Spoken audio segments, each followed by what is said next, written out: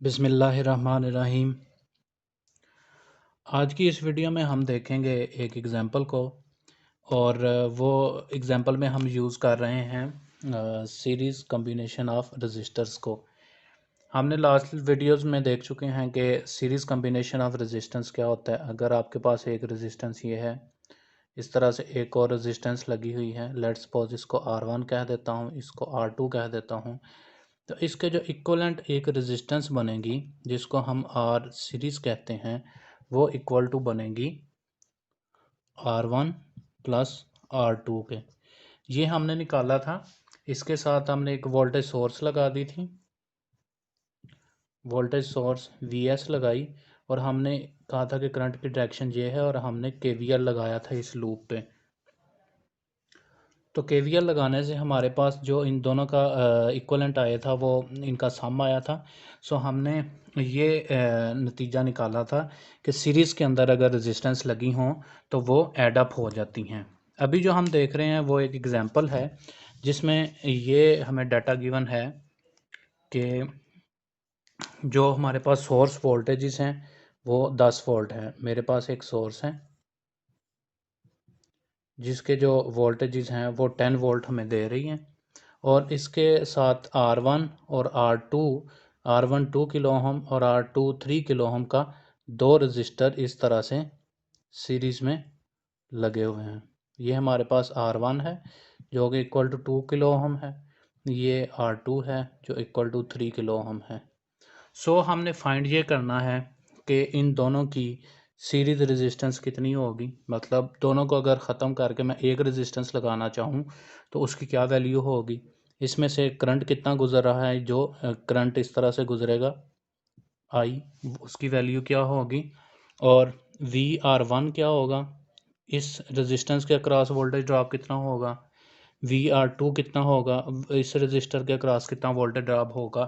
और एंड पे हम अपने रिज़ल्ट को भी वेरीफाई करेंगे कि हम इसके अंदर एक KVL लगाएंगे और देखेंगे कि क्या जो वोल्टेज ड्रॉप इस R1 और R2 पे हो रहा है उसको हम सम करें तो वो इक्वल टू 10 आ रहा है कि नहीं। सो सबसे पहले हमने ये देखा था, हमने निकालना है सीरीज़ रेजिस्टेंस। तो हमने ये हमें फार्मूला निकला था RS is equal to R1 plus R2 के सीरीज़ के अंदर जितने भी रेजिस्टेंस लगी हों वो सारी की सारी अपनी उनकी रेजिस्टेंस एडअप हो जाती हैं। तो R1 हमारे पास 2 किलो का था, 2 किलो किलो मतलब 2000 ओहम का, और R2 था हमारे पास 3 किलो मतलब 3000 ओहम का। दोनों का ऐडअप किया तो 5K आ गया।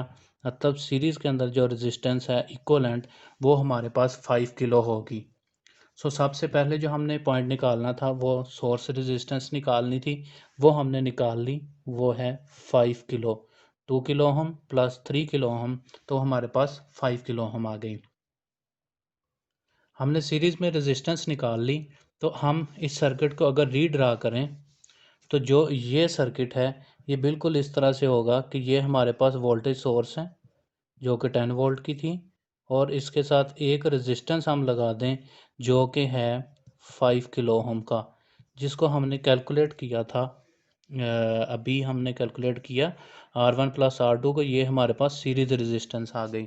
तो जो ये सर्किट बना हुआ है वो एग्जैक्टली सेम है जो ये सर्किट बना हुआ है।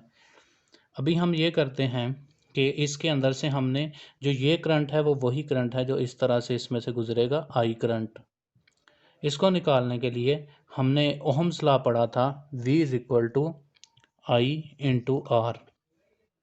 तो इधर से हम निकाल सकते हैं कि जो करंट है वो equal to V over R है।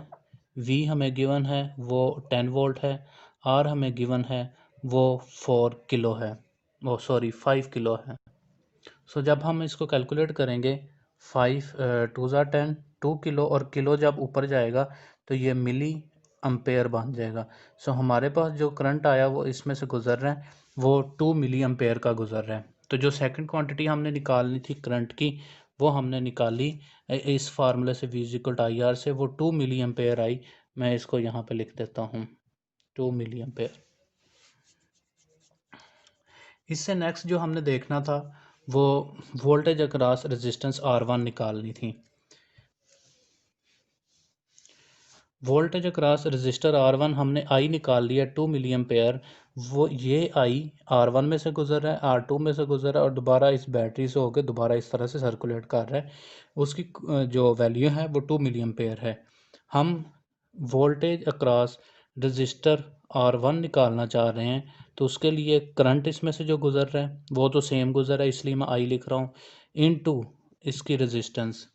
तो जो वोल्टेज अक्रॉस रजिस्टर R1 आएगा वो equal to 2 milli into R1 की जो वैल्यू है वो हमारे पास है 2 किलो ओम। 2 किलो जो मिली है ये 10⁻³ होता है, जो किलो है ये 10⁻³ होता है। तो दोनों आपस में कैंसिल आउट हो जाएंगे और जो हमारे पास आंसर आएगा वो हमारे पास 4 आंसर आएगा। जो आंसर आया वो हमारे पास 4 वोल्ट आया VR1। मतलब ये कि जो R1 रजिस्टर है उसके अक्रॉस, मैं इस वैल्यू को मिटा रहा हूँ, R1 के अक्रॉस जो हमारे पास वोल्टेज ड्रॉप है पॉजिटिव यहाँ पे, नेगेटिव यहाँ पे, तो ये हमारे पास आएगा 4 वोल्ट का। क्योंकि पॉजिटिव इसलिए यहाँ पे क्योंकि ये एक पैसिव कंपोनेंट है, तो पैसिव में करंट पॉजिटिव से एंटर होता है, नेगेटिव से एग्जिट करता है। सो वोल्टेज अक्रॉस R1 हमारे पास वो 4 वोल्ट आ गई, अभी हमने निकाला। उसके बाद अभी हम निकालते हैं वोल्टेज अक्रॉस R2। सेम यही फार्मूला लगेगा, लेकिन voltage across R2 is equal to current same है लेकिन रेजिस्टेंस हमारी चेंज हो जाएगी, वो R2 हम लेंगे। तो voltage across R2 is equal to current हमारे पास 2 मिली एम्पेयर है इनटू रेजिस्टेंस R2 की हमारे पास 3 किलो है, तो ये हमारे पास आ जाएगा 6 वोल्ट VR2। VR2 चूँकि ये भी रजिस्टर है और एक पैसिव कंपोनेंट है, इसका प्लस इधर होगा माइनस इस तरफ, और ये 6 वोल्ट यहाँ पे ड्रॉप हो रहे होंगे क्योंकि ये भी एक पैसिव कंपोनेंट है। अभी हमने दो क्वांटिटीज़ जो रह गई थी वो भी निकाल ली, जिसमें से VR1 हमारे पास 4 वोल्ट आया, VR2 हमारे पास 6 वोल्ट आया। अभी ये जो वैल्यूज़ हमने निकालनी हैं इनको KVL और KCL दोनों लॉ को मीट करना चाहिए। KCL में क्या होता है कि एक नोड के अंदर जितना करंट एंटर हो रहा है उसी नोड से उतना करंट निकलता है। सो और सीरीज़ के अंदर करंट सेम रहता है। अभी जो करंट यहाँ से एग्जिट कर रहा है 2 मिली एम्पेयर, वो R1 में एंटर हो रहा है, इस नोड में भी 2 मिली है, इसमें भी 2 मिली एंटर हो रहा है और एग्जिबिटेड 2 मिली कर रहा है। दूसरा जो एक इसको हम चेक कर सकते हैं वो KVL लगा के चेक कर सकते हैं। KVL में क्या होता है कि लूप के अंदर वोल्टेज राइज, जिसमें हम लिखते थे sum of voltage rise is equal to summation of voltage fall. तो इस लूप में जब हम पास करें क्लॉकवाइज गुजर रहा है अगर करंट, तो राइजिंग वोल्टेज सिर्फ 10 वोल्ट है और फॉलिंग वोल्टेज एक 4 वोल्ट है और उसके साथ फॉलिंग वोल्टेज हमारे पास 6 वोल्ट हैं। सो राइज 10 का और फॉल भी 10 का, तो हमारे पास इस जो KVL है उसको ये सेटिस्फाई कर रहा है।